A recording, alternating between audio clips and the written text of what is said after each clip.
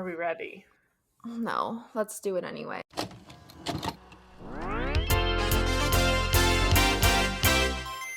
Get home from school, turn on my TV. Who are these friends staring right back at me? Now that we're older, why don't you come over and go back in time with me? 90s babies nostalgia.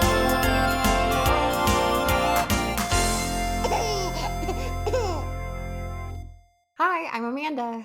And I'm Jessica, and this is 90s Babies Nostalgia, where two fully grown millennial women rewatch and sometimes watch for the first time iconic tween entertainment from the early 2000s. Just to be clear, we are not sponsored by nor affiliated with any of the programs or channels or anything that we mentioned in this podcast.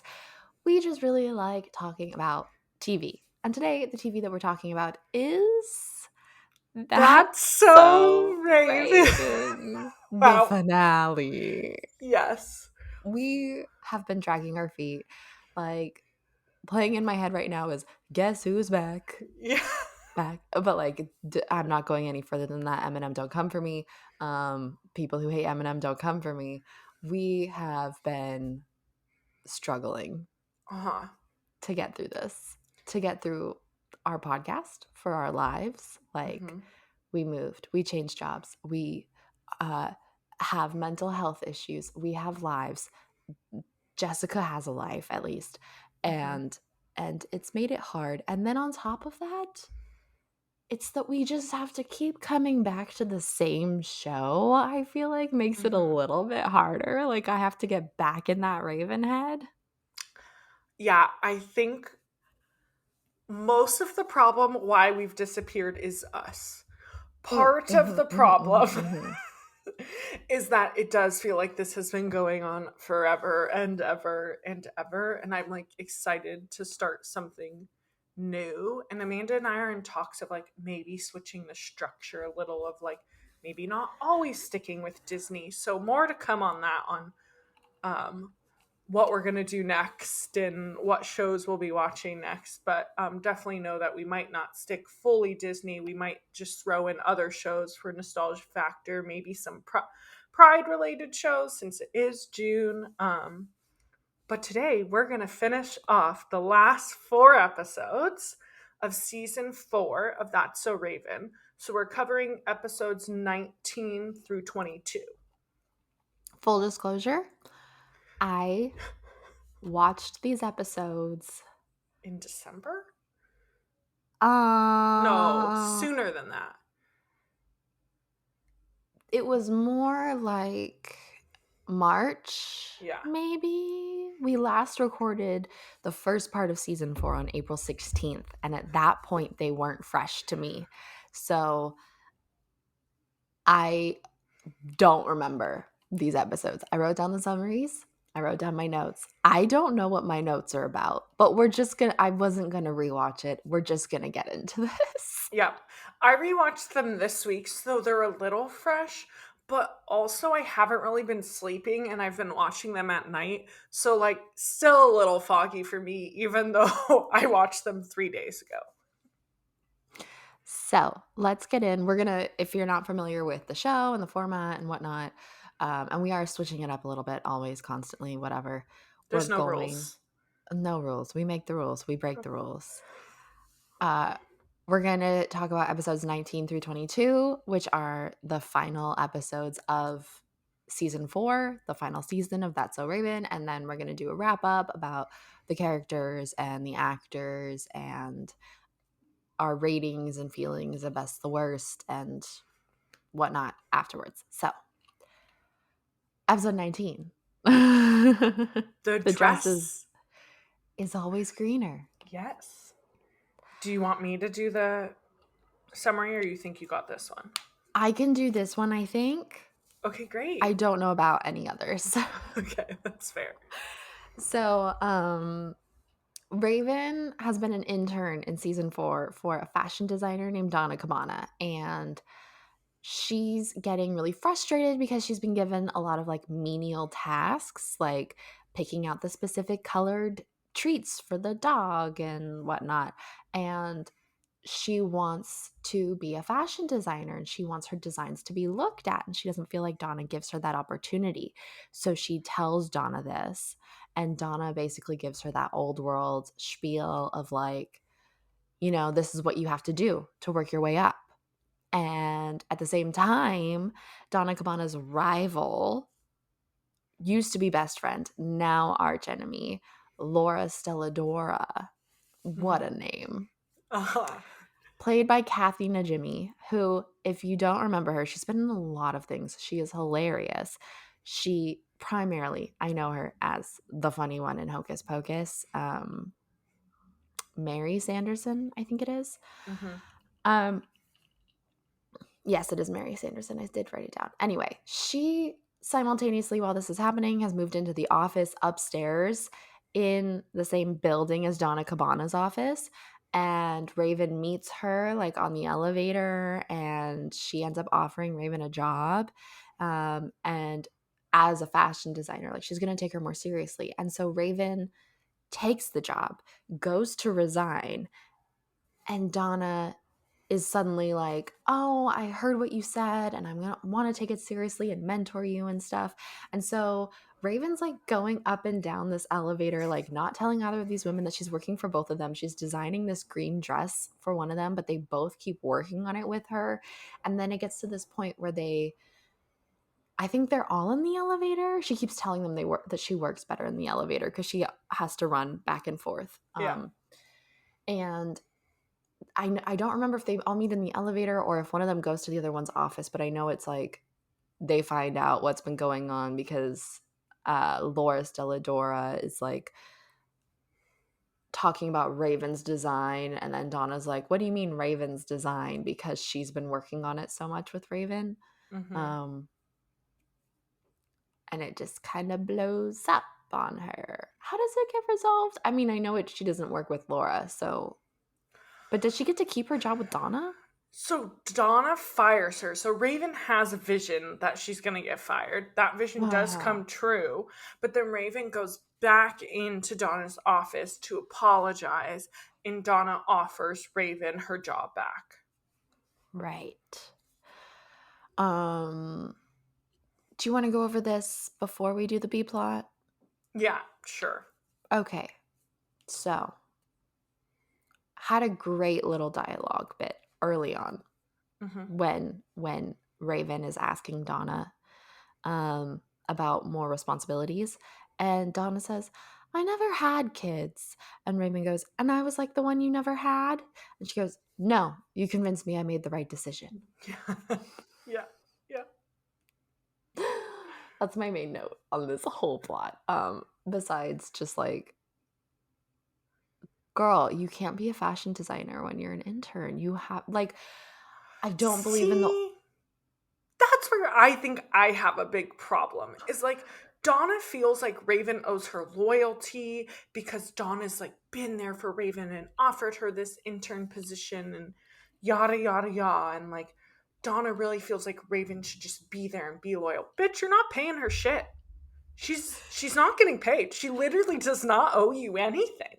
She doesn't owe you loyalty. She doesn't owe you her time. She for sure can go work for someone else if they're paying her and letting her do what she wants to do. Like, Raven does not owe Donna anything. I agree with that. I don't think you ever owe your employer anything, especially if you're not getting paid. But in general, look out for you because they're looking out for them. Yeah. But while she maybe wants more like involvement in the creative process, and that could be incorporated into her internship, she's literally just been interning, and it's only been a few months, probably less than a year. Sure. And she like wants to be a fashion designer, and I just think she's like, I don't believe in the whole mentality of like you have to start off doing grunt work, but I do think that there's experience you need to have before you can be at that level. And she's trying to like jump 5 steps ahead. Sure. Also, I feel like there's no details given to us on like what this internship is. Like, we know that she's interning for Donna, but it's a lot of just like medial tasks, and really, like, to me, it seems like she's just an interning, get like helping out the office, not that she's a fashion design intern. Like, she's Mm-hmm. really there to just like assist Donna and help out the office and do tasks like every now and again, but like Mm-hmm. she's not a fashion design intern. That's not what she was brought on to do. It's just that her interests lie there. Well, she was brought on because of her good bowling shirts. Oh yeah, So she was kind of brought on for her design skills, I guess that's true. but it was never elaborated on what she Yeah, would do. yeah. Um, this is the last time we see Donna, and Donna and this internship plotline are the main recurring storyline of season 4, whereas in the previous seasons we had Devon. Oh God, was he season 2? Season 2, and we had him a God, couple times in season 3, but not nearly enough. I miss him. Yeah, he's the best part of the show. I know. I don't care about the Donna plotline at all. It Yeah, it gives a different feel to the show, a different vibe, and I didn't care for it. It was whatever. yeah. I think that like it shows you that Raven's growing up. She's getting, an internship, that Disney had more money to put into this season, so they could afford a whole nother set. But other than that, it doesn't really add a lot to the show. And like I feel like a lot of the show was just like very fun physical comedy with these really sweet moments. And that's what a lot of like the season 2 and season 3 plot lines added. And it just feel like with the Donna plotline, you didn't get a lot of that. Yeah, I feel like the further we go, the more we detract from our like episode 2 window washing shenanigans of Yeah. the very beginning of the show, which was so fun and exciting and fresh for Disney. And I get that she's growing up and that's part of it, but the tone, like, of the writing with Donna and of the set with Donna is different. It makes it feel almost like a second show Yep. to me. Yep. And that's kind of the disconnect, because what I want out of a final season isn't this whole new storyline. I want sort of like that Lizzie McGuire like yearbook episode where they're just purely showing flashbacks. I want to like be reminded of why I've loved this show long to keep watching it for this long. Completely agree. And yeah, this season doesn't really give you that, unfortunately. No. Do we want to talk about side plot? Because I actually love this side plot. It's like a small trope time kind of thing Yeah. because Corey and Eddie uh, try to profit off of a potato that Chelsea found that looks like Abraham Lincoln. And I feel like this happened in so many shows that we watched where someone found a potato chip or something that looked like someone famous. I have never in my life known anyone who has experienced this. I think it's ridiculous. And Yep. shout out to my absolute least favorite Glee plotline, grilled cheeses. Oh, yeah. Uh-huh. Yeah. If you know, you know. And I'm Yep. sorry about it. Yep. But do you want to talk about that more? Nope, you covered it. Abraham But you love Lincoln, it? he's a potato. I just think it's very like that time where like the things that became, I think it is something that was heavily shown in TV shows, but I also think it was the time where like things on eBay would be like, oh, blah blah blah, that looks like this person. Like what blew up on the internet were weird things like this. So I feel like it's just very fitting for 2005. Yeah, it definitely feels that way. Back when you could sell stuff on the internet. And we get a little bit of that with like the Boys in Motion, I think, where they're like trying to sell anything in the house Yeah, that the like a boys have lock of touched. hair or like a tissue. Yeah. Yeah. All right. Episode 20, Teacher's Teacher's Pet. pet. So This one I absolutely need you to do. okay, that sounds good. This one actually is weirdly, I think, the one that like I paid the most attention to of these last four. So Raven runs into the new teacher, Courtney, in the hallway, but she thinks she's a new student. She doesn't think that she's a teacher. And she comments on her shoes, and they have like a little bit of a conversation and develop like a little bit of a rapport slash what Raven thinks is a friendship, because she doesn't know that she's a teacher. So they get into class together, and Courtney introduces herself as the new teacher. And while they're in class, the principal pops in and he's kind of giving Courtney like a hard time about the way she chooses to teach the class. You can definitely tell that the principal is harping on her also because she's a lot younger. And so they have a test scheduled for the next day, and Courtney suggests that they all get together and have a study party. Well, Raven throws a party. There is no studying. And so the next day, she's like, I'm super close to Courtney. Like, she's my friend. I'm going to get her to postpone the test. And Courtney's like, no, like, you guys chose not to study. We're going to have this test.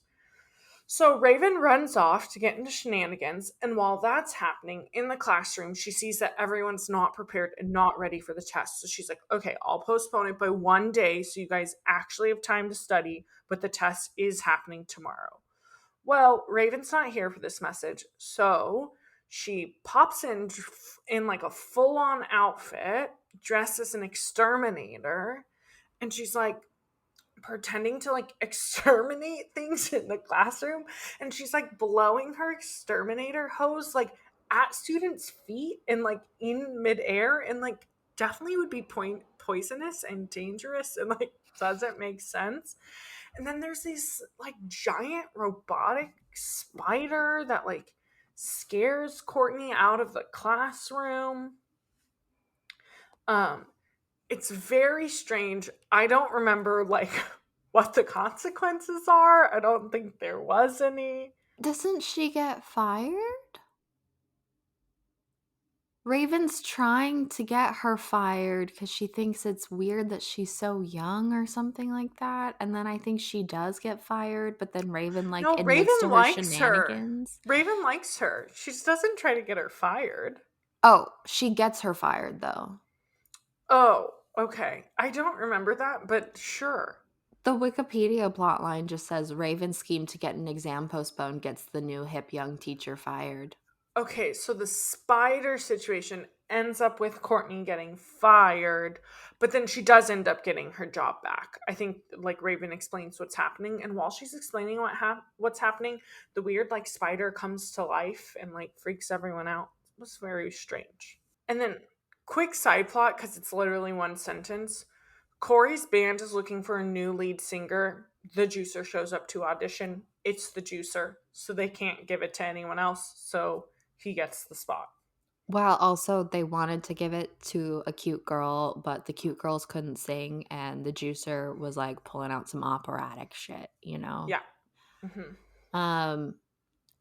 Should also note that this episode and the next two premiered after Corey in the House had already come out, and because of this, the last one, episode 19, was the last time that you see Victor Baxter in the series because he went on. I mean, actually, though, I don't know if that's the reason because Corey's in these episodes. Yeah. But Victor is not in the last 3 episodes. And for me, that was really apparent in this one because I don't know when Raven became a party animal and why Victor would be letting her, sorry, I am so out of it, why Victor would be letting her have parties. On school nights. Like, yeah. And it's like a full-on party. Like everyone from the class is at her house. Yeah, it's weird. And it's the night of a test. Yeah. I don't like it felt out of character for her. Yeah, I agree. But the teacher is played by Miss Candace Cameron Bure herself. Yes. Another Hallmark queen. Looking very young and fresh off of Full House. Mm-hmm.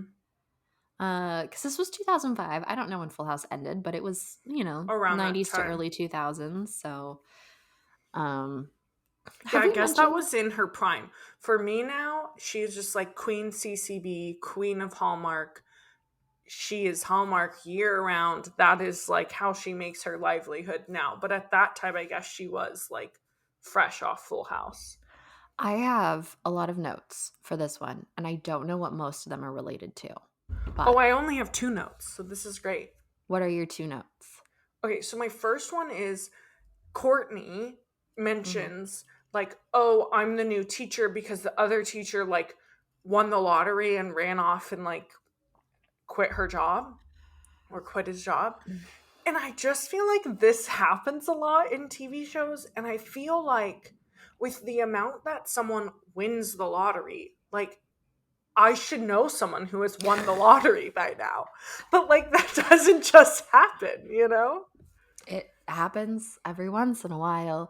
I know, and you don't get all the money at once, which as a kid I was very disappointed to find out. Get it in installments, it's taxed, all of that. But you can get it at once, but it's a lot less money. Didn't know that.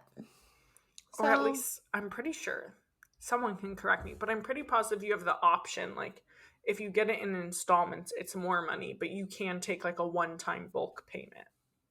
but I do remember there were a number of times where the California lottery got up pretty high Oh, yeah. in our Anytime it's childhood. like over 750 million, I go and buy a ticket. Will I ever win it? Absolutely not. But That's such a ridiculous amount of money. I know. But it happens like every now and again where it will get over 750. And it's like, well, might as well buy a ticket. Yeah. Um, what was your other note? My other note was when she's talking to Courtney in the hallway and commenting on her shoes, Courtney's like, "Oh, I get those at Sassy's." And she's like, "Oh, I love Sassy's. So hot, blah, blah, blah." And I'm like, why is she still shopping at Sassy's? Because she's new. She's probably like 22. No, Raven comments, Oh. "Oh, love Sassy's. Like, they have the best stuff." And my thing is, why is Raven still shopping at Sassy's? Because Sassy's was the whole plot line of the True Colors episode. Oh. I didn't make that connection. And so I was like, why are we still acting like they're shopping at Sassy's? Like, even if management has changed, like, I don't know, it just seems strange to me that they would still be shopping there.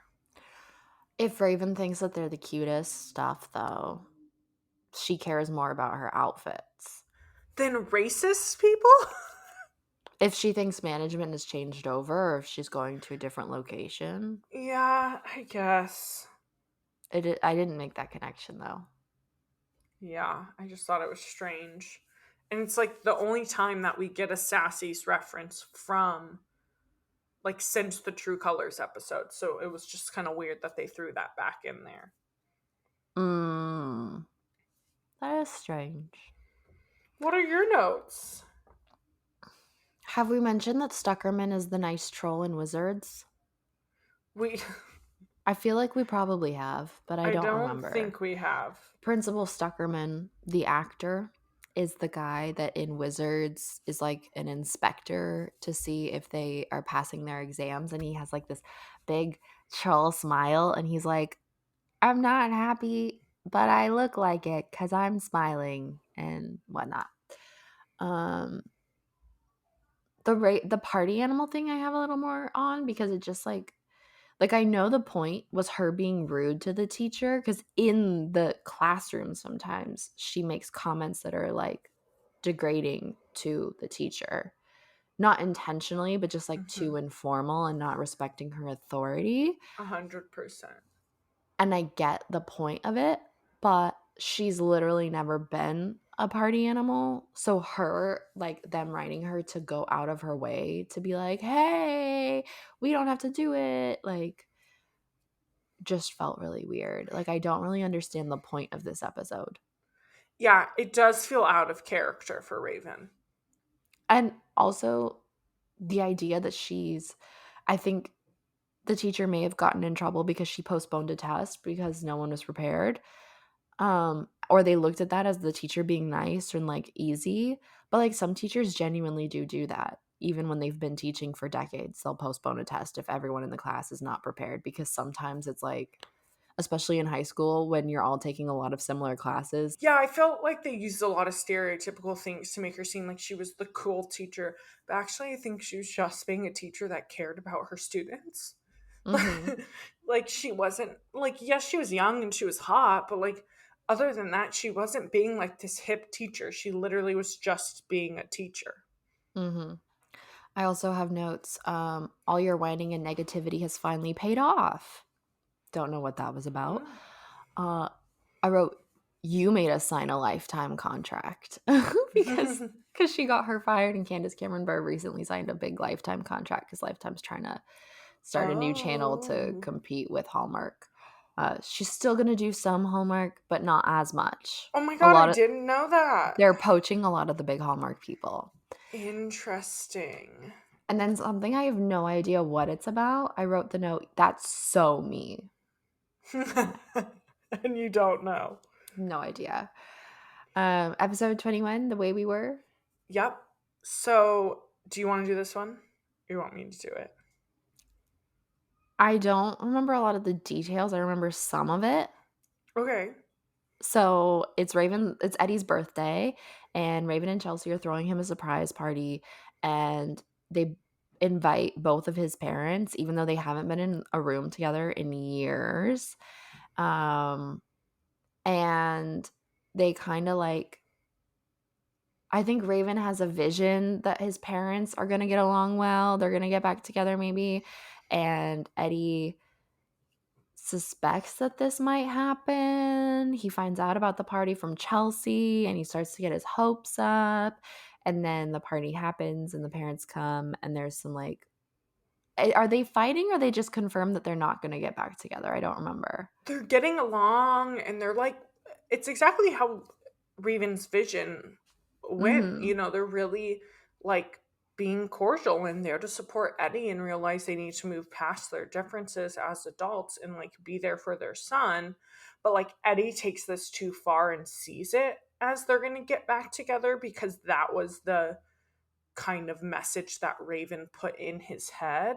Yeah. And so they kind of confirm, like, no, we are absolutely under no circumstances are we getting back together. And this really, really disappoints Eddie. And then he runs away to the train station. Mm-hmm.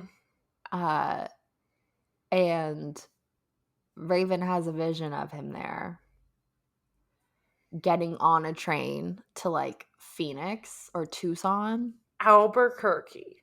Albuquerque. Uh-huh. Okay. I was in the right region, the wrong state. Yeah. And she comes to stop him, but it turns out he's not getting on a train. He just likes to come to the hot dog stand in the train station to think. Yes. And was getting a hot dog. Correct. And they talk about how much he wanted his parents to get back together and how he still kind of blames himself for their divorce. And he says something like he was just hoping they could be a family again. Mm-hmm. But I think she just kind of talks him through it and they go back and whatnot. Like, I don't know that it's really resolved.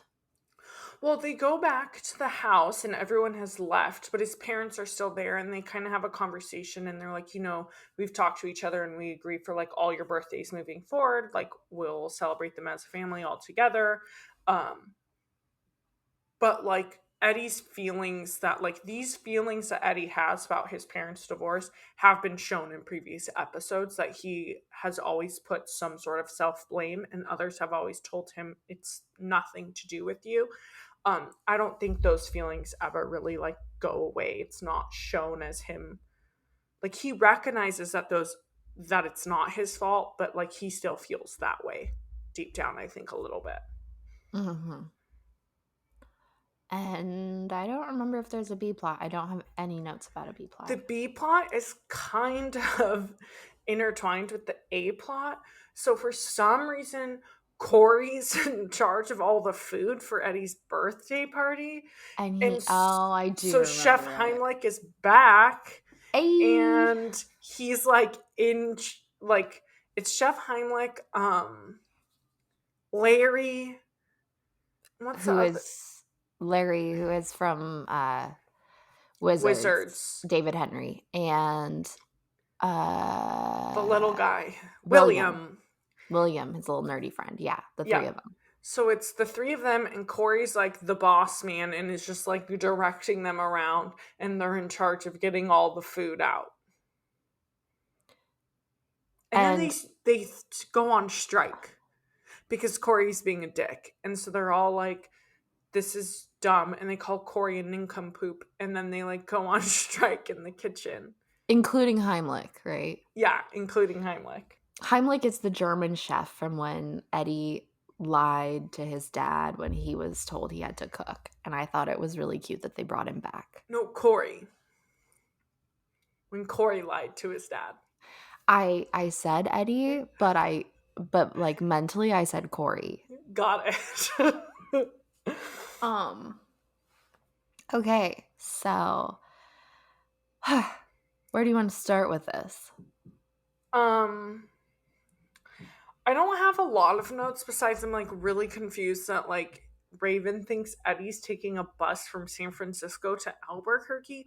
Also, can you take a bus from San Francisco to Albuquerque? That just feels very far. I'm sure you can take a Greyhound, probably multiple. That's far, yeah. I feel like this episode is one of those that like Raven throws in every now and again that has a little bit of like a heavier or more like important plot line. I like that it's a follow-up to Eddie's character. Like this has been something that's consistent with Eddie. I also think it's the first time we ever see both of his parents. Who are played by Jeffrey Owens and Raydon Chong. I think all in all, it's like a decent episode for the way that the plot line develops. There's a party, but there's still emotions there. But again, with these last four, just none of them feel like they're finishing off a season of the show.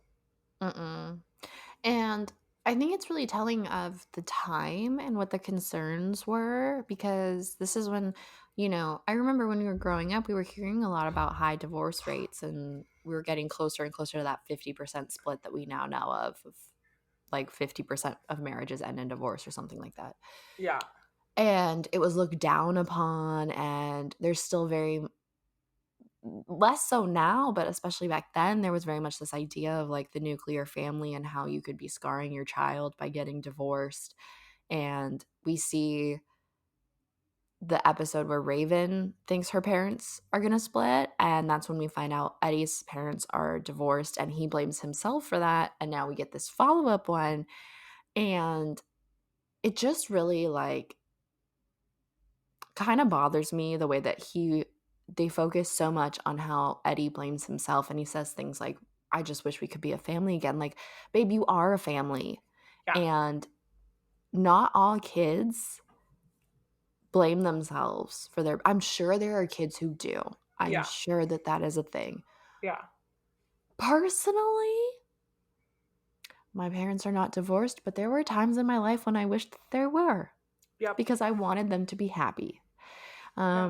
I also think that like we're in that age range. I don't know if you've experienced this with your friends, but I definitely have experienced it with my friends, where like a lot of my close friends in my life, their parents got divorced post us graduating from college.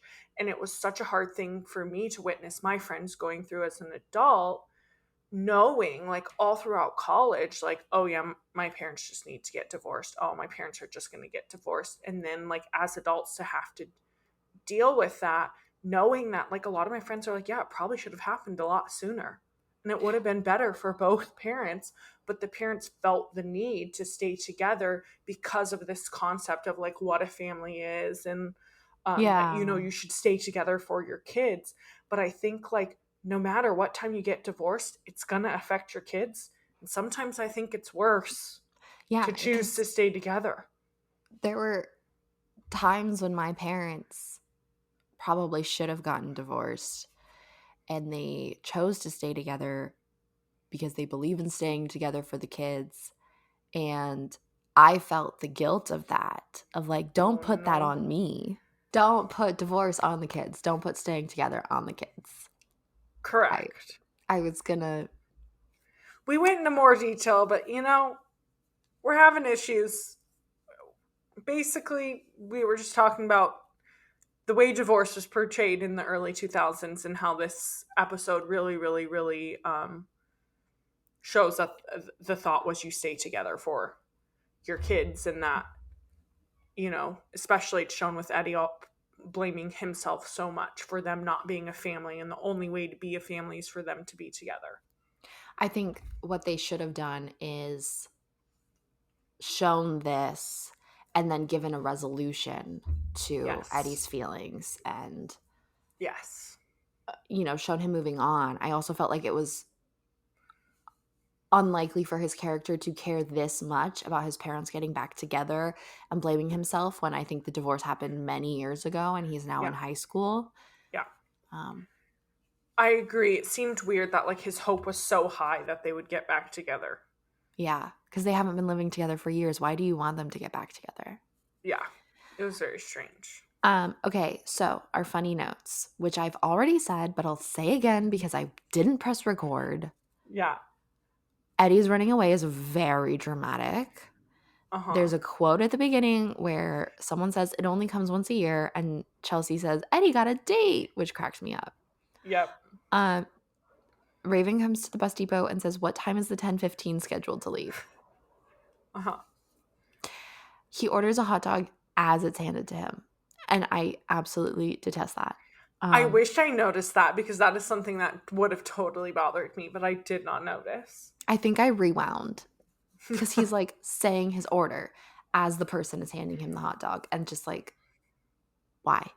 I also had another funny note that I didn't say the first time we recorded this, which is that when Raven says that she thinks that Eddie's parents might get back together because she had a vision, he says something like, you sure you weren't watching the Cosby Show? Yeah.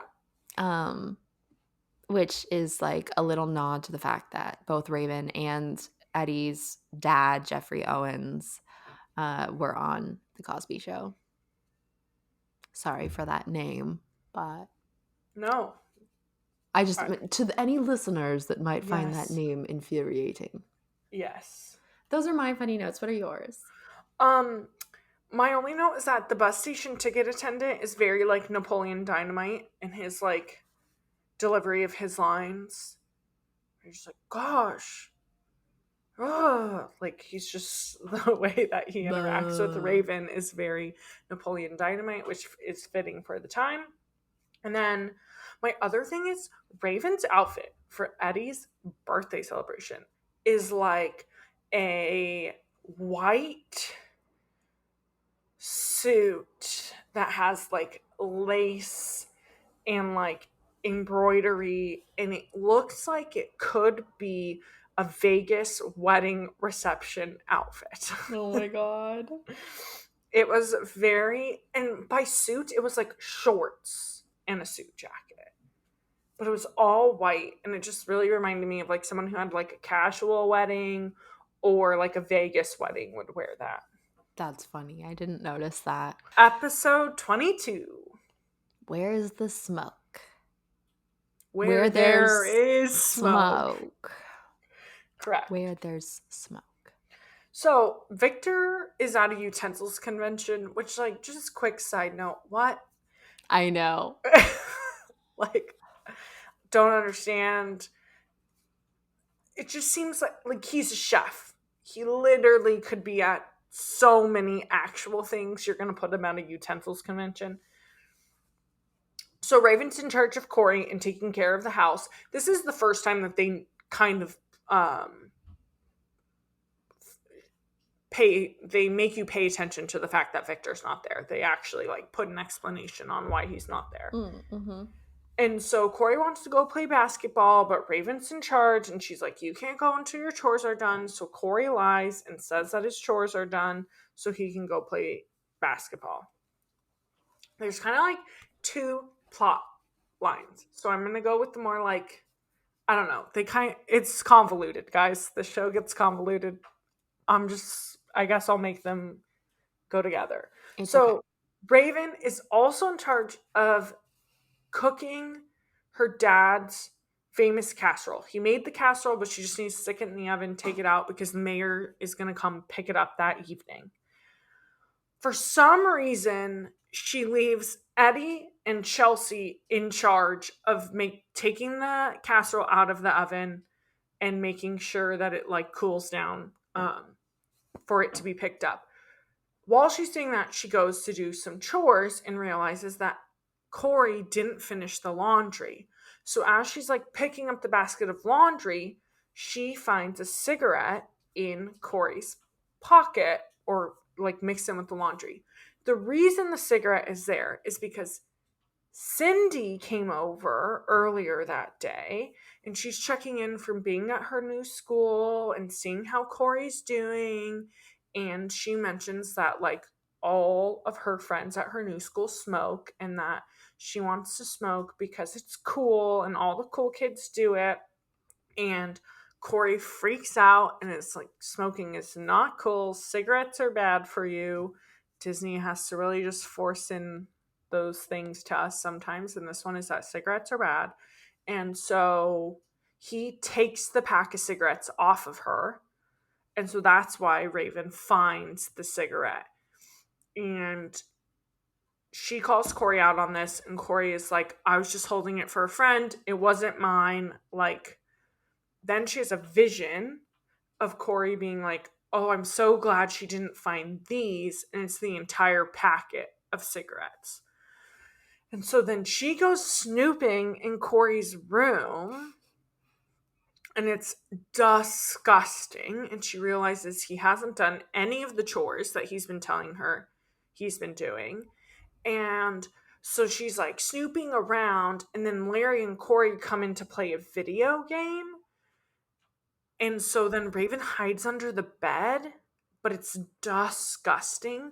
And the whole time, Larry and Corey are playing this like game called Drag Race and has something to do with cars, I'm pretty sure. Drag Race 3000. Mm-hmm. Drag Race 3000. And so they're like, oh, I just need to take a drag. And they're like making these comments that like in Raven's mind, she's relating to cigarettes. So they leave. She ends up finding the cigarettes. And she ends up holding like an intervention at the house and invites the juicer over, which like, I don't ever know why you would invite someone's bully over to an intervention. He's kind of friends with Corey. It's a weird dynamic. Sure. And so Cindy is also there, but she is not saying anything. She's not like, oh, those are mine. She's like letting everyone just like pester Corey. Mm-hmm. And then I don't know what the resolution to the intervention is. I think Cindy eventually does say that they were hers. And then the juicer is mad because he can't juice anything. And so then he juices the cigarettes and you see all the like tar come out of the cigarettes. Yeah, Corey's not going to say that it's Cindy's, and then she feels bad and admits that they are. And then I think they try to tell Cindy not to smoke. Yep, that sounds about right. She won't. Yeah. Yep. And then the casserole plotline. So Eddie and Chelsea take out the casserole. They eat the entire casserole. So then they find the recipe and make the casserole again and cook that casserole. They then eat that entire casserole. So then they make another casserole. And then the juicer finds that casserole and eats it. Eddie and Chelsea bothered me so much in this one but I guess they were just like paying it forward. Like it's like when Raven is being selfish and ridiculous, but like, guys, I have almost no self-control, but I can not eat a casserole. That's something I have control over. Yeah. Also, I'm just like, Victor made sure to make this casserole. It's his special casserole. And you're telling me that Eddie and Chelsea just find the recipe and make just as good of a casserole? Like, I just don't believe that. They do find his recipe, but yes, they're not chefs by any means. Well, they've also have never made it before. Like, the more Uh, you make something and learn, the better you are at making it. So even if you have a recipe, it's not going to be the same as the person who created the recipe. I agree. So that was So, just confusing.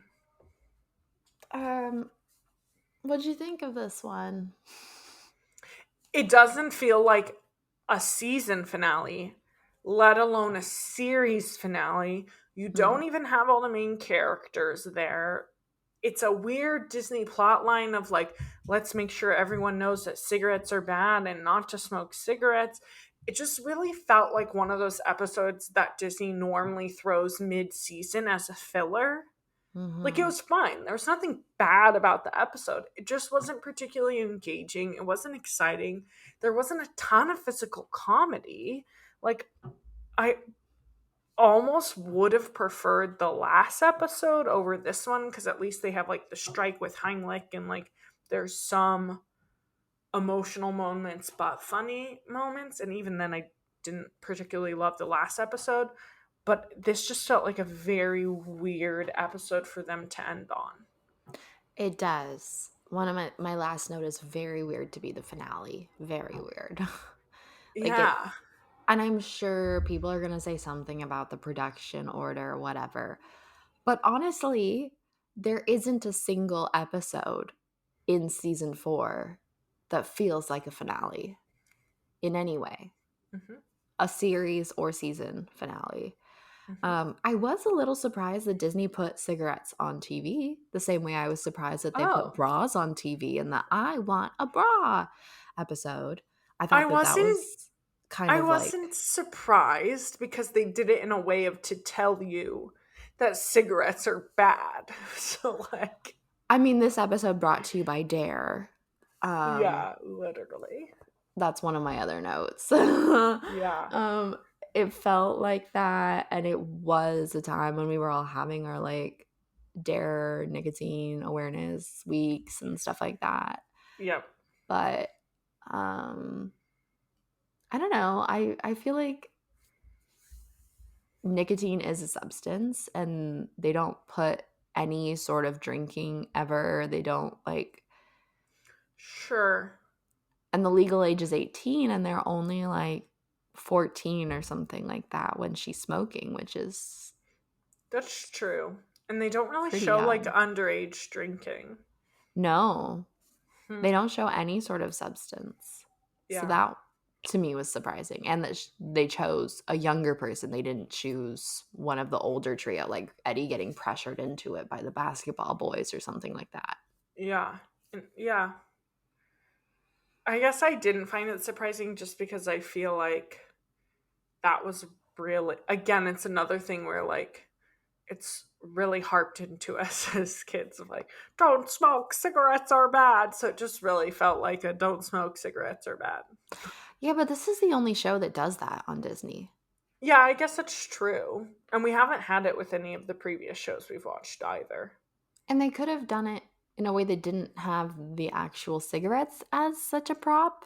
Yeah. Yeah. And they were a big part of the episode. Mm-hmm. Let's start dragging was a funny line. And I think Chelsea Raven like tells them that they're smoking or something, and Chelsea's like, maybe they're just playing Drag Race 3000. Yeah. And I wrote, how does Chelsea know about Drag Race 3000? That's why I was like, it seems like more of a line that should have came from Eddie. You And know, it's not just Chelsea. in there. Like the comedy in this one is not physical. The comedy is the miscommunication and the way that the audience knows that they're miscommunicating. The way that Raven's overhearing "Let's start dragging" and thinks that they're talking about smoking, but you know that they're playing video games. And then the way that she goes down and Chelsea just automatically guesses the correct thing. Yeah. Like that's the comedy in this episode. It's Yeah. not as fun. It's not as much of like a punch the way that most of the series is. It was all right. I mean, I literally didn't write any notes because I didn't have any notes. Not even about the utensil convention? Well, just question mark, question mark, question mark is my thoughts on the utensil convention. Same.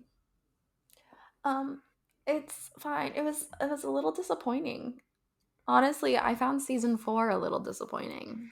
Yeah, I think you can tell me if you don't want to do this. I didn't tell you ahead of time, but like I think I'm going to tie this in with like best and worst episodes right now. I don't think personally I cannot give season 4 a best or a worst. I think they all fell flat. I don't really have Wow. thoughts that are leaning me heavy one way or another on season 4 because, as we said earlier in this episode, like season 4 just feels like a different show. It doesn't feel like Raven, and none of the episodes really stand out to me as like amazing or as horrible. They're all just kind of the same. Like, none of the Donna episodes really stick out to me, and majority of the ones in the first half all have Donna. Yeah, at first I had the same thoughts as you. Definitely none of them stand out, but Yeah. I had to really like look back at my notes and think about the storylines of them to choose my contenders for best and worst. I would love Um, to hear your contenders. Maybe I'll have thoughts once you bring them up. But when I was rereading my summaries, I was like, I have no thoughts. so do you want to do best or worst first? Let's do worst first. Okay. End on best. Worst, we're both in this chunk of 4, The Way We Were, because of the way that it portrays divorce, Yeah. and Teacher's Pet, because it felt so out of character and inconsequential to the story at all. Mm-hmm. Those are my 2 contenders. The Okay. way that we voted season 3 worst was about like nutrition, but it was really just like fat shaming. That's Yeah. kind of how I feel about The Way We Were. Like, you were trying to do something and you did it the wrong way. Yeah.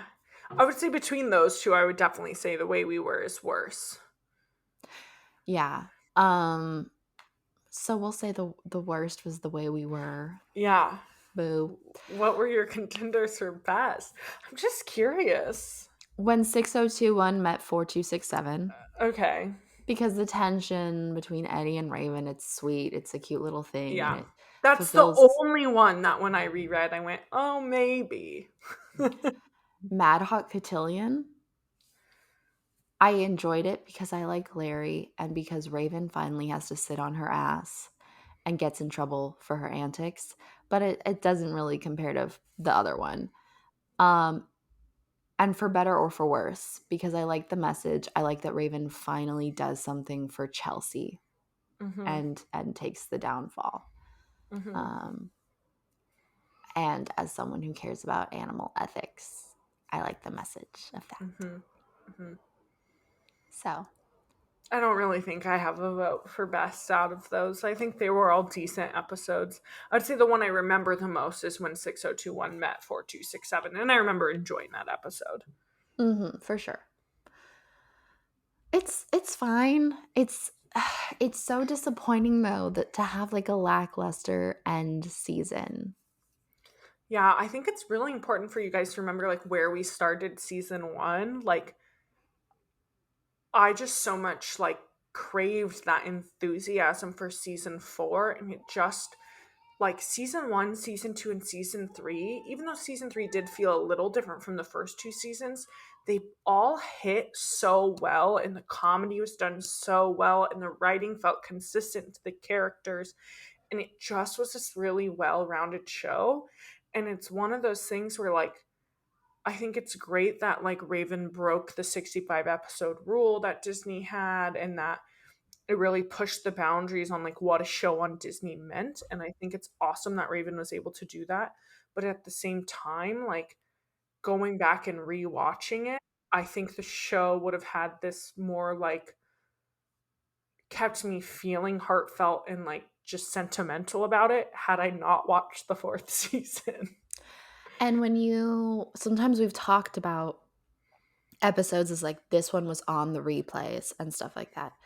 I don't think a single one in season 4 was. And when you think of Raven, you don't think of any of the season 4 episodes. No. Except the only one that I really remembered was the emergency preparedness one, because it has the song. And I also remember the for better or for worse. I don't. It's frustrating because we started so strong. Like season 1, we brought in that physical comedy and that ridiculousness, but season 2, we hit home with Devon's plot lines and with our modeling episode and a lot of like important messages. Season 3 was a monolith of just like guest star after guest star after guest star and no plot lines, but like every episode was so good and so funny. And like the shenanigans they got up to in season 3 were really on brand for Raven. And then season 4, it was like they were trying to go back to what they did in season 2 with the plot lines, but it didn't hit the way that it had. We were out of school a lot more, which I think also contributed to that feeling because we were at Donna's or at their home. We weren't at the Chill Grill as much as we were in seasons 2 or 3. Yeah, that's true. Usually the shows have like their house, their school, and the place that they hang out. And when we got the Chill Grill, we got that third place. So adding in a fourth location kind of muddled it, you know? Yeah. Yeah. And we don't have Tanya in this season, and that I think is also to our detriment. Completely agree. It really sounds like we didn't enjoy it. Season 4 was fine. It's just not as good. And it's just like seasons 1 through 3 are so good. We'll get into the show ranking. I think we might go do like where the characters are and follow up on Raven and then go into where we ranked the show against other Disney shows. But I think like from the way we've talked, from what you guys have heard us say, I think it's very obvious. Like this show's going to rank higher than the other ones we've already watched. Mm-hmm. We love this show. Like it is so good. And I cannot say that enough. Like Raven did something different for Disney, and I don't know if Disney ever does it again. But season 4 was disappointing in comparison, but it wasn't bad. I didn't dislike it. I probably actually enjoyed season 4 equal amount to how much I enjoyed Even Stevens. But yeah, in comparison to the previous 3 seasons, it was disappointing because your expectations were so high. It did bring my ratings down a bit, but we'll get into that later. We should get into the Where Are They Now because we've been going on about the disappointment, and it makes it sound like such a bad show, and like it's not. It's so good. It's been the best show, but let's get into Where Are They Now for the actors. I also wanted to do. Should I do like the legacy part, or should we do Where Are They Now? Let's do Where Are They Now, and then we can go into legacy. Okay. So. Raven-Symoné, I started to write this, guys, and then I was like, I don't even know what to say. It's fucking Raven-Symoné. She literally wrote in our notes, I don't even know how to summarize this because she's Raven-Symoné. Although, doesn't she pronounce it Simonier now? Oh, gosh. I don't know. Does she? I think she might. Okay. There's like an accent on the E, but we knew her as Raven-Symoné anyway. But what I did like look up and what I kind of determined is, like she's starred in many movies past Raven. Most notably is she is the voice of Iridessa in like all of the Tinkerbell movies. And there's like a lot of them, which I didn't know. I think I've only seen the first one, but it's okay. She's guest starred on too many TV shows to list, but some of her recurring roles include Blackish, Big City Greens, Bold Type. She also was on season 2 of The Masked Singer. I thought that was important to note just because I feel like The Masked Singer has like taken over the world in the last few years. So she was Black Widow on season 2. And then most notably recently, of course, everyone knows she is a main star, a director, and a producer on Raven's Home, which started in 2017 and just did the 5th season just come out, right? It's coming out right now, I think. Yeah. Yeah. And then it's currently on its 5th season.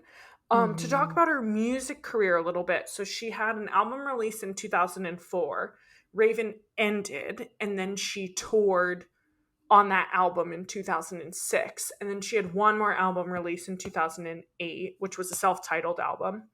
And then she toured on that for about a year from 2008 to 2009. And that was kind of the last of Raven's music career. I think it's really interesting you like glossed over. You didn't mention The View, which Ugh, she was on for a long time yeah. until she went to Raven's home. Yeah. I And just feel like I don't need to give The View more views. she said some dumb stuff and some not so dumb stuff. She was kind Yeah. of like a stand-in for Whoopi, I think, for a while. Yep. Yeah, I didn't want to comment on like obviously we know Raven's out. She's part of the LGBTQ community. Mm-hmm. She was on The View for a long time, but I think she's not perfect. She hasn't gotten in as much legal trouble as you'll see some of these other stars have, but I think with anyone in the public eye, like she has said some insensitive and just like not okay things. We touched on some of the stuff about how she self-identifies culturally, which is a little confusing in previous episodes. But I think I just try to focus on what she's currently doing, but like she's doing a lot, and she's done a lot since 2005. And I think as problematic as she can be, she's done so much for representation and for her community, and she's really, the way that she's still on Disney Channel now and she's brought it back, it doesn't feel the same way that a lot of the reboots feels. It feels more important and substantial, and she's very involved in that. Also, in her movies, like she was in so many movies when we were younger. She had the Cheetah Girls, she had the Haunted Mansion, she had the Dr. Dolittle movies. She Even did post Raven, she did like Princess Diaries 2. She was like a pretty significant character. Xenon, she was in all of those. Xenon was before Raven. But the third one I think came out after, so it was kind of like intertwined.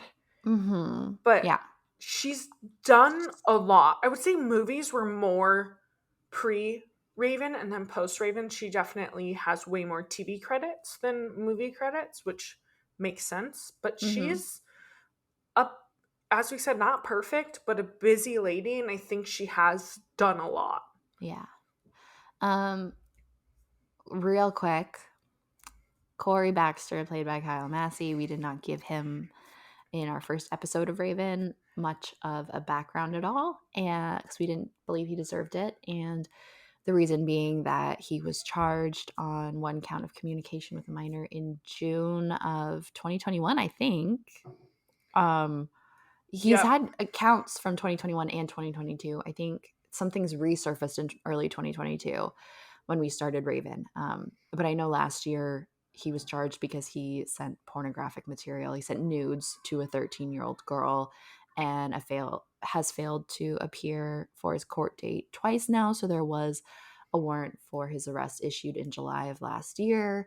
However, that was in the state of Washington. He lives in California, and he's last posted on both his Instagram and his Twitter in March of this year, and is generally like, seems unapologetic. I know on his Twitter in March he was saying like he hopes that the people praying for his downfall find peace. It's really unfortunate because he is obviously, like, Corey is such a big character for That's So Raven and very comedic, and he gets his own spin-off, Corey in the House, which is a whole nother beast. And yeah, it's disappointing, but that's that. Yep. Moving on to Annalisa Vanderpool, who plays Chelsea Daniels. Yep. And so I'm going to start with her negative stuff, and then we'll move into the positive. So, like most of our Disney stars, she ran into some trouble too. So she was arrested for a DUI in July of 2006. she was sentenced and then sentenced to 36 months of probation. So that ended in 2010. Kind of intertwined with all of that, she made her Broadway debut as Belle in Beauty and the Beast in February of 2007. She was the musical's 17th and final Belle. She continued to do some Broadway work sporadically, as well as some off-Broadway work, and performing in musicals and plays all around, but at La Jolla Playhouse, a lot of them, and at Pasadena Playhouse primarily. For Disney, she returned as a guest role for Shake It Up in one episode in 2011. And then in 2016, it was announced that she would return in her role as Chelsea Daniels in Raven's Home. She was in the first 4 seasons of Raven's Home. However, on this 5th season, she's no longer part of it. It's not really discussed if this was like a personal choice of hers. It's kind of just explained as the storyline changed. Raven's moving back home to San Francisco to take care of her dad, and so Chelsea is just kind of no longer part of that plot line. I think, I mean, I don't know if she's one of them, but I think what happened is the premise of Raven's Home is that Raven and Chelsea have both had kids and divorces, and they're living together in Chicago, raising their kids together. It's very cute, and the main characters are their kids. Raven's had twins, and one of them is psychic, and the other one is not. And Chelsea also has one son. Her husband is actually in prison, which I think is fascinating. Raven's ex-husband is Devon, and he's a weatherman in Texas. He gets a job in Texas, and thus she moves in with Chelsea. We get Victor sometimes as well as a guest star. That's the quick play-by-play. After 4 seasons, that's typically most shows get 4 seasons, and it's just now. Raven was the first. That's So Raven was the first show to get 4 seasons.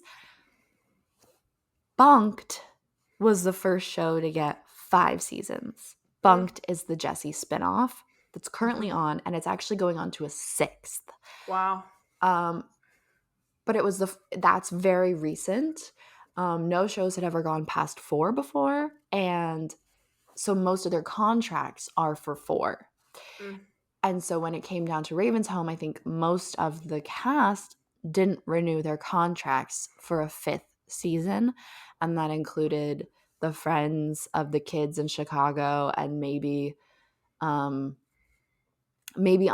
as well. So they revamped the storyline, so she moves back in with her dad. Even one of her kids is gone. She is supposed to have twins, and one of them isn't in the 5th season. But they bring back people like Alana to make it still feel more grounded, I think. Interesting. Yeah, and I think Annalisa probably didn't renew because I know she's been touring with Disney Princess the concert. So I think she probably was feeling like she wanted to get back into her singing and stuff. Yep. Yeah, it's a whole thing. They really kept it. Speaking of a show that feels like it has its own whole second show in another season. Yeah. Yeah, it sounds like they're doing the exact same thing. Yeah. So next, Eddie Thomas, Orlando Brown. So kind of in line with Raven ending around the same time, but also after Raven, he was in the Proud Family movie and one episode of Phil of the Future in 2005. He then left Disney in 2007 to focus on his music career, which I find funny because his music career is one album that was released in 2006 and then 4 singles that have been released since in 2018 to 2020. Majority of his acting credits, film and TV, have ended in 2015, which is when he ran into legal trouble. I wrote a very long thing here. I'm probably not going to read it all, but basically he was arrested in 2016 for domestic battery, obstruction of justice, and drug possession. He failed to show for his court date and was taken into custody in March of 2016. Then when he was released, he failed to show for his court date again.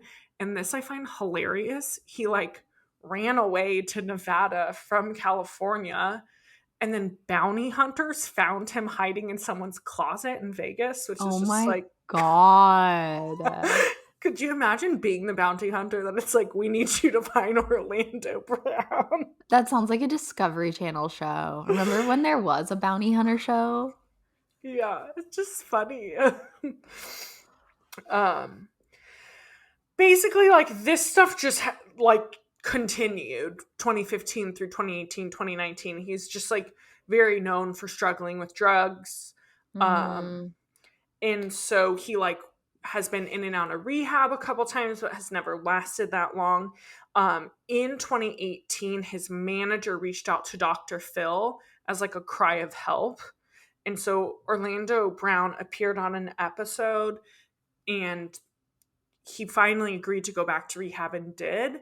But even in that episode, he's like very scattered brained. His messaging changes from like the first part of the episode to the end. He's lying all the time. Like, you can tell that his brain is like heavily affected by like all the drugs and the alcohol abuse over the years.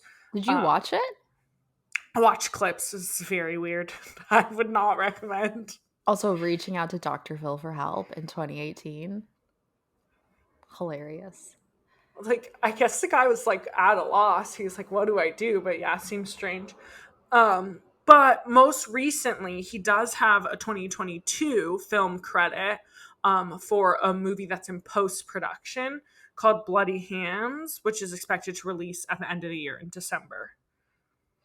I know around that time with the drug abuse, he also got a big tattoo of Raven on his arm or something like that. And he said that, like, Yes, that was the best time of his life. And she's Yes. done so much for him.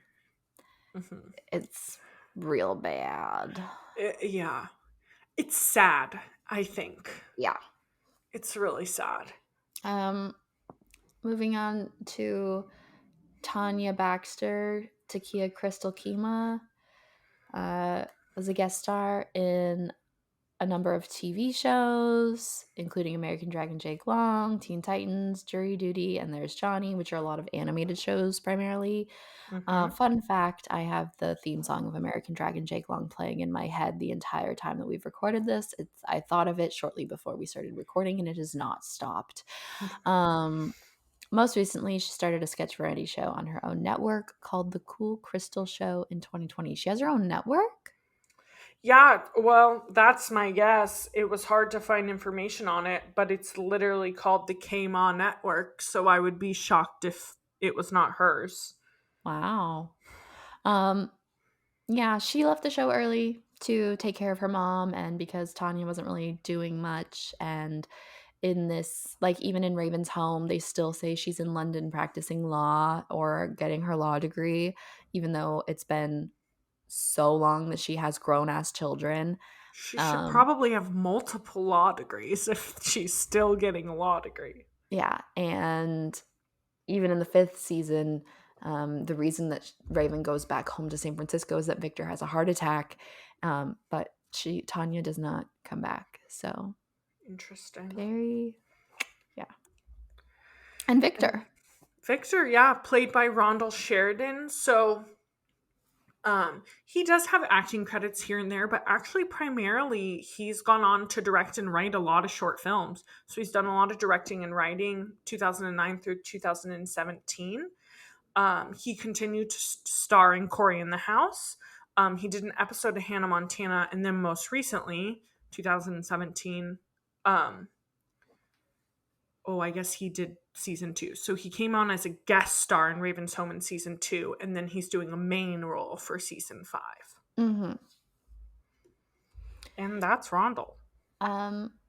It's a very interesting, like, wrap up of the cast. I don't know if we're ever going to have a show where we can wrap up the cast without scandals. This one was definitely our biggest list, but I think it is unfortunately safe to say they were all in their height when this show was on. Even Raven, I would say. She's done a lot since, and she's still working, but there is also a reason why she returned to the show. I wanted to talk a little bit about the show and the impact it had, because while obviously it had a big impact on these people's careers and their mental health, it had, for all of those negatives, it contributed so much good to the like media that we were consuming at that time, to the cultural impact of Disney Channel.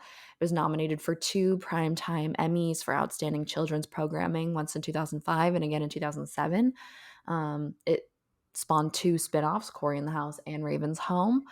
It was the start of the crossovers, That's So Sweet Life of Hannah Montana, which we did not cover that episode of, specifically because it is in season 4, but we didn't cover it because we're going to do that all together. But that was the first like live action crossover between those 3. The first, and technically the first crossover was an animated one in 2005 with Lilo and Stitch and American Dragon Jake Long, which is when I read that note is when the theme song started playing in my head. But the That's So Sweet Life of Hannah Montana had like a DVD, and it became a trend where they started doing that with Wizards and some other shows, and it became something we like looked forward to. It was the first show to get more than 65 episodes and to go past 4 seasons, both of which is kind of 3 seasons, 65 episodes was the standard for both.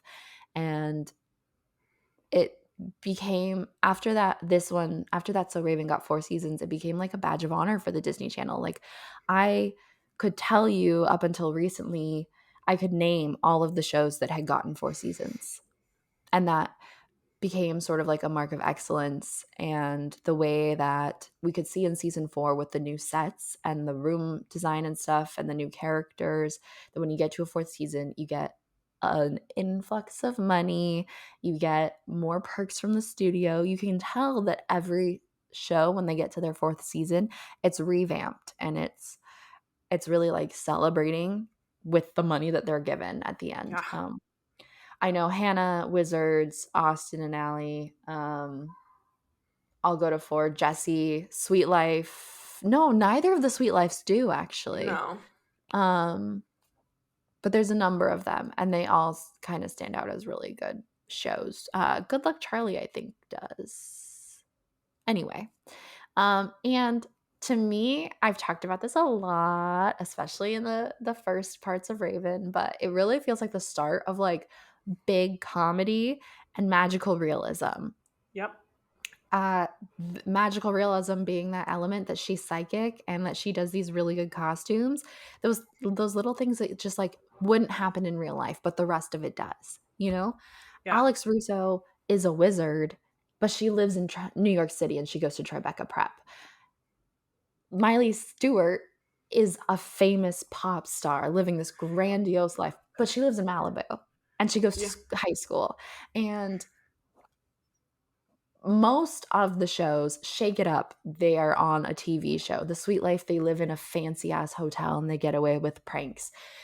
Most of the shows that follow this have that sort of element of like, it's just a little bit different. And that's what keeps it really interesting, I think, because you get a little bored with things like Raven or with Lizzie and even Stevens, where it's like just normal.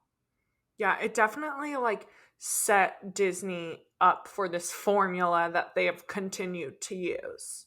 Yeah.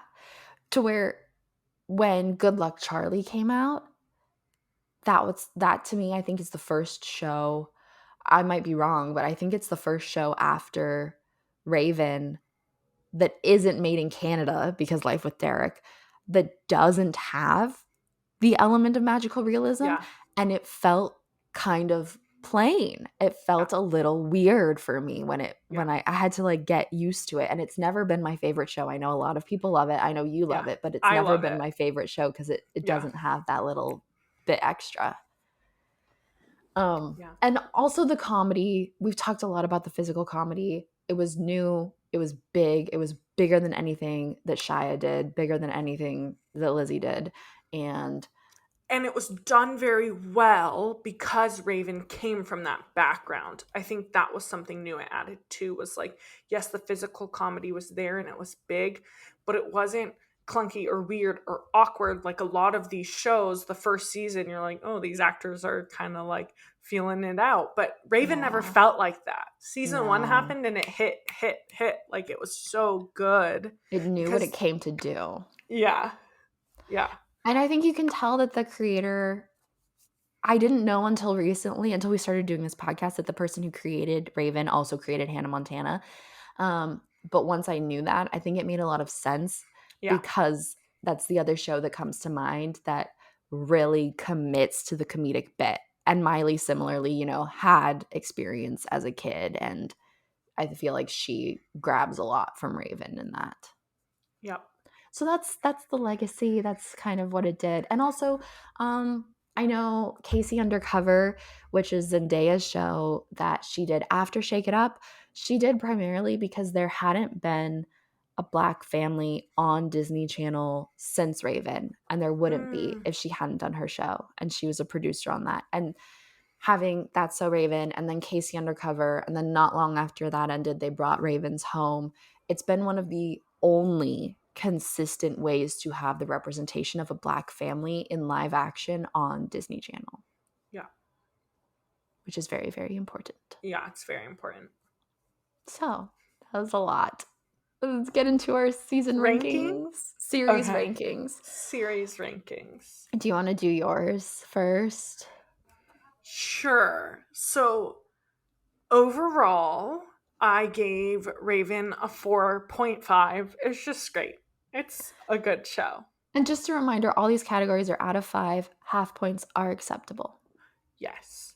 For impact, I gave the show a 5. We just went on for like 10 minutes on Legacy. It's very obvious why I gave it a 5. I think it had a huge impact in the trajectory of Disney, as well as like just in a lot of our core memories as millennials of shows we grew up watching as well.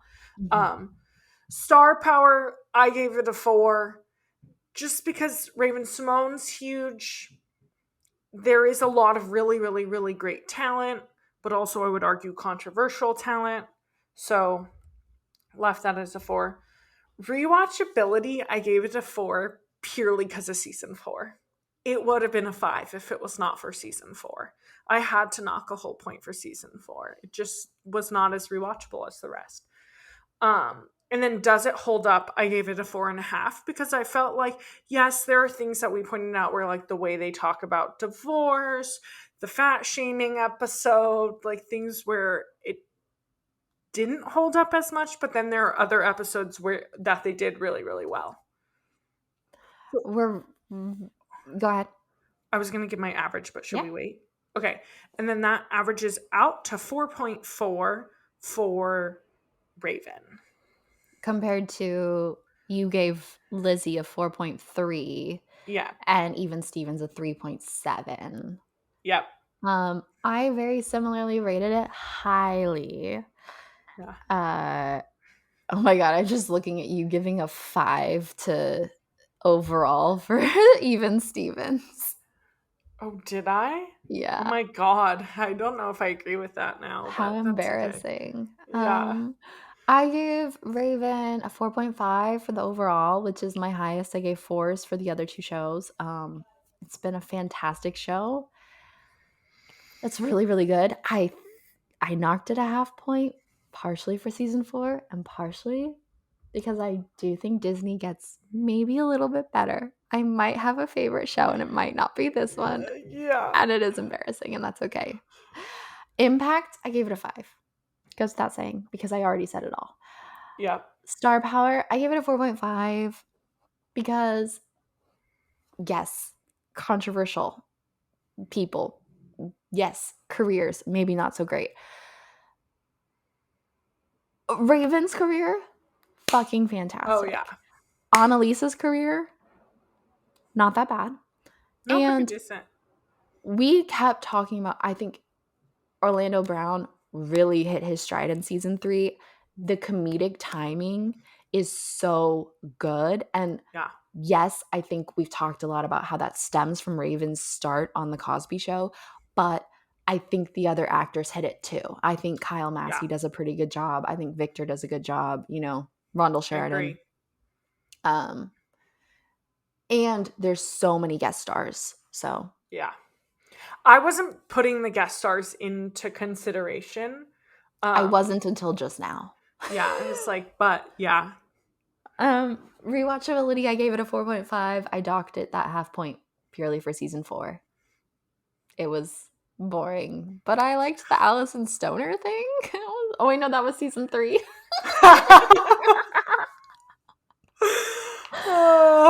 Does it hold up? Relevance is 4.5 because we had weird things with the fat shaming and the divorce, but it's still as high as Lizzie and higher than even Stevens because we had True Colors and we had that So Not Raven. We had some really, really great lessons in there. Mm-hmm. Which makes my average a 4.6, which means our total average is a 4.5, making it number 1. Lizzie is 4.25, and Even Stevens is in third with a 3.7 average. Mm-hmm. I feel like that's appropriate. Considering we felt like we rated Even Stevens way higher than we should, in retrospect, I kind of feel like this is working out the way I thought it would. Yeah, I 100% agree. I think that a 3.7 compared to a 4.5 is probably how I accurately feel about the shows. Mm-hmm. And a 4.25 compared to a 4.5. Yeah. Lizzie was great. Raven was better. Yeah, 100%. Do we want to do a quick quiz? I know we're running a little long. Do you want to do it now or do you want to do a bonus? I don't care. We can do it now. Okay. I kind of want to do it now just to get Raven out of my head. Okay. We're going to do a quick quiz. Let me see where. Okay, I think that's a good amount. Okay. So I have so this is from season 1, episode 14, A Dog by Any Other Name. Mm-hmm. Who says this line? Read it, memorize it, eat it. Chelsea. Oh, that was good. Okay. I wrote that down in my notes, and that's season 1. Yeah. I remember that episode more vividly than any of the episodes we talked about today. Oh, just shows you how good season 1 is. Episode 18, we're still in season 1. Episode 18, If I Only Had a Job. In this episode, Raven dresses up as a famous singer, pretending to be a famous singer. What is the singer's name that Eddie comes up with? Lasagna. Uh-huh. But how does he say it? Lasagna. Lasagna. I knew it was based off lasagna. Yeah. Lasagna.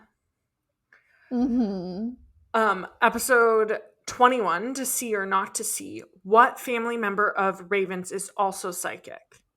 Her grandmother. No. Mm-hmm. Yes. Bonus points if you remember her grandmother's name. Viv. Good job. I'm doing so much better than we've ever done, and I think that's a real testament to the show. Well, I also have tried to make the questions a little bit easier. Thank God. Yes, I think that it is a testament to the show too. Season 2, episode 3, Run, Raven, Run. Why does Alana hate Raven? Because when they were in 4th grade, Raven got cast as the Tooth Fairy in a play that Alana wanted that part for. And Alana was cast as what? A cavity? Tooth decay. Decay. That's really close. This really shows that these things are ingrained in our brain, which did not happen with Lizzie and Even Stevens. No. Season 2, episode 8, That's So Not Raven. Raven writes a poem and reads it out loud to the class. What is her poem about? Shoes. Bonus points, what is Chelsea's poem about? A tree? A ferret. A ferret? Yeah, a black-footed ferret. I would not have gotten that. I'm really proud of myself right now. Season 2, episode 22, Shake, Rattle, and Ray. What does Loka grab for Ray to sit on in Alana's office? A toilet, right? The toilet.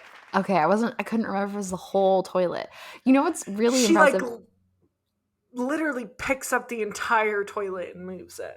Giving me the titles and the questions, I've actually been able to visualize each of these episodes when I answer. That's why I wrote down. So in previous ones, I didn't write it down, but that's why in this one, I've wrote down what, and I think we'll have to do this moving forward, is what season and what episode, because I think it does help you in your brain be like, oh yeah, that's this episode, It does. Thank you. Season 3, episode 7, Double Vision. What is the name of the song that Raven sings as Sunshine? Oh, God. It's not like Butterfly. Uh-uh. Oh, God. It has to do with a food. Tofu? No. What is it? The Ballad of the Salad. Oh, would not have gotten that. You liked that episode a lot more than I did. Sure. I did like that episode. It just gives me nostalgic feels. I feel like it was on the rerun. This one I'm not going to give you the name of the episode because I feel like it makes it too easy. I also, rereading this question, I feel like it's just too easy. Uh-huh. It is season 3 though. Uh-huh. What is the Extreminator 3000?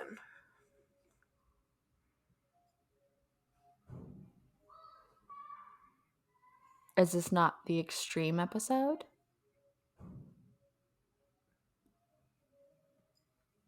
Okay. Is it Raven's extreme name? No. Is it hers is ER. Is it Raven's skateboard? It's the skateboard Corey buys to show off.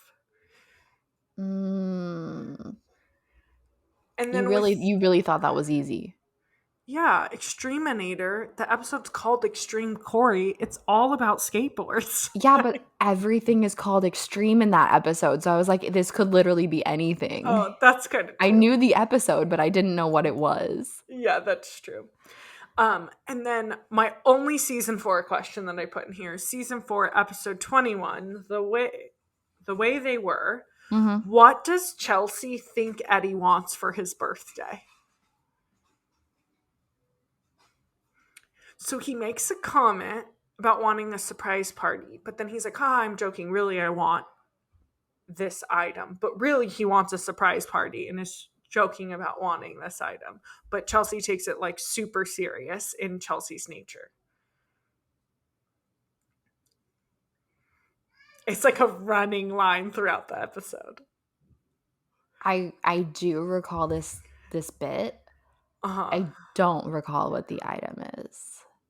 It goes on your feet. Socks? Yeah, socks. I was going to guess a hamster or a razor scooter. No, neither of those items. Socks, okay. Socks. I do remember Chelsea's concerned about him not getting the socks.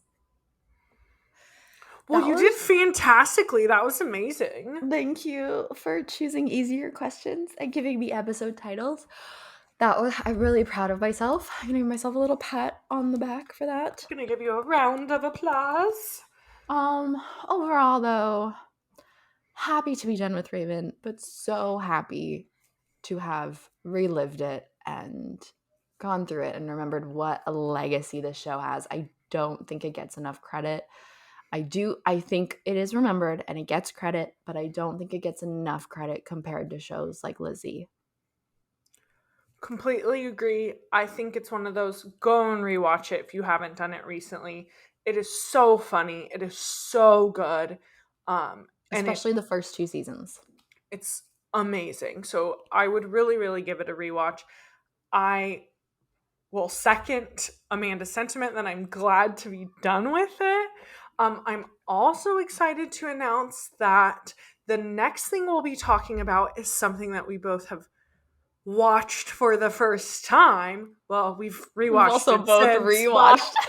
multiple times.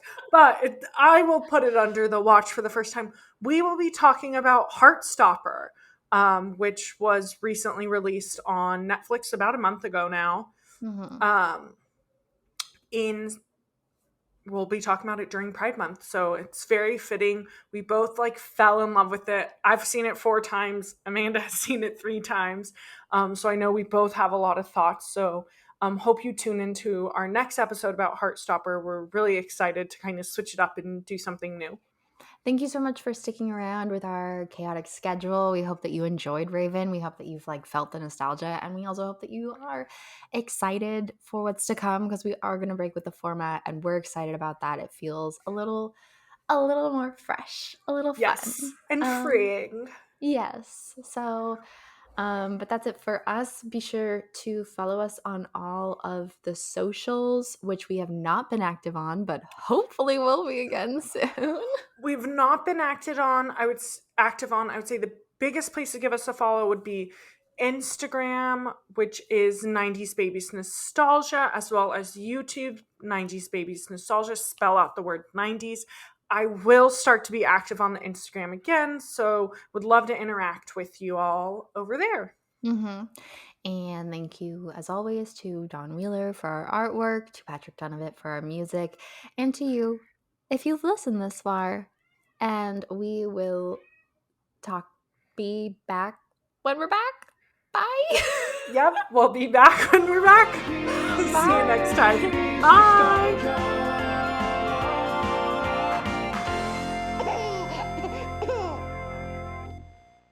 Guys, I lost Amanda. She froze. Oh no, you froze. But I bet for her it looks like I froze. Oh, this was going so well.